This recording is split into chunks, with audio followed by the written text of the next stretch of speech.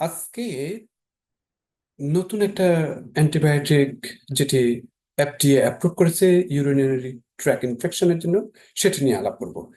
Urinary track infection খুবই খারাপ। যাদের হয়েছে তারাই জানেন এটি কতটুকু খারাপ। এটি বার্নিং সেন্সেশন হয়ে থাকে, খুবই চুলকানি হয়ে থাকে, এবং অনেক সময় আমরা জানিও না যে কি কারণে হয়েছে। তো আহ, সাধারণত আমরা বিভিন্ন অ্যান্টিবায়োটিক দিয়ে খুবই ইজিলি ট্রিট করা যায়। তবে এফডিএ যে নতুন মেডিসিনটা অ্যাপ্রুভ করেছে সেটির নাম হচ্ছে যে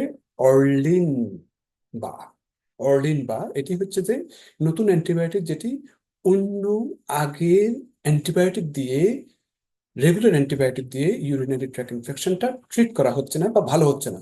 তাদের জন্য এই অর্লিন বা নতুন অ্যান্টিবায়োটিকটা খুবই প্রমিসিং এফেক্ট।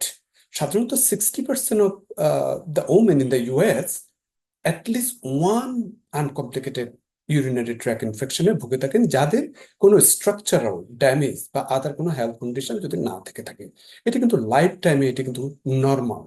কিন্তু অনেকের কিন্তু একাধিক ইউরিনারি ট্র্যাক ইনফেকশন হয়ে থাকে, এবং এই অ্যান্টিবায়োটিক ব্যবহার করার জন্য অনেক সময় এটি রেজিস্ট্যান্ট হয়ে যায়, মিনস এই অ্যান্টিবায়োটিকগুলি কাজ করে না। তখন কি করতে হবে? তখন এই নতুন অ্যান্টিবায়োটিকটা দেওয়া যেতে পারে। অর্লিন বা হচ্ছে দ্য ফার্স্ট অ্যান্টিবায়োটিক, যেটি রেজিস্ট্যান্ট অ্যান্টিবায়োটিকের হিসেবে কাজ করে। এটি হচ্ছে যে সাল সালফেনামের একটা ফ্যামিলির অ্যান্টিবায়োটিক, এবং সেই সাথে প্রোভেনেসিড, যেটা রিনাল টিউবুলার ট্রান্সপোর্ট ইনহিবিটর দেওয়া হয়েছে। তো এই সালফেনাম আর সিনথেটিক অ্যান্টিবায়োটিক, এবং এটা খুবই প্রমিসিং এফেক্ট, এবং এই জন্য এফডিএ অ্যাপ্রুভ করেছেন।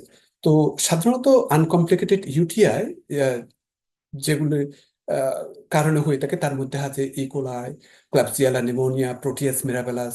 কিন্তু আহ, যখন ইউটিআই হয়ে থাকে তখন এই যে আমি অর্গানিজমের কথা বললাম, সেই অর্গানিজম কালচার সেন্সিটিভিটি দিয়ে কিংবা স্পেসিফিকলি ওই অ্যান্টিবায়োটিক দিয়ে ওই অর্গানিজমকে সাধারণত কিল করা হয়ে থাকে, এবং পেশেন্ট ভালো ফিল করে থাকে। কিন্তু অনেক সময় এটি যদি কাজ না করে, তখন এফডিএ এই যে নতুন অ্যান্টিবায়োটিক অ্যাপ্রুভ করেছেন অর্লিন বা, এটি এফেক্টিভ হবে বলে আশা করা হচ্ছে।